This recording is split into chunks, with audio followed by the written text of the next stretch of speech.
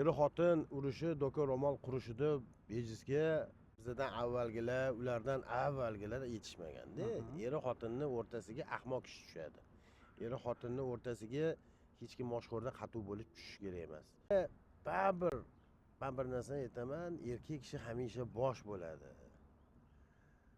Ona qirolicha uyda bosh bo'lsa sal noto'g'riroq bo'lib qoladi-da, tushunasizmi?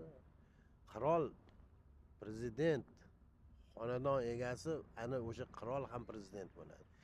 Xohu nima deydi, ko'yni bo'sh, sal yumshoq tabiat bo'lsa ham baribir otani o'rni boshqa, onani o'rni boshqa. Lekin imkon qadar bir-birini hurmat qilish kerak. Biz ham yosh bo'lganmiz, yosh uylanganmiz, qiziqqon bo'lganmiz, oramizdan masalan oilaviy o'sha o'zimizni er xotinni gap so'zi o'tgan, mayli chuyda gaplar bo'ladi, lekin bir narsaki, bu yoqdagi gapni u yoqqa, bu yoqdagi gapni bu yoqqa olib borish kerak emas bo'ladi.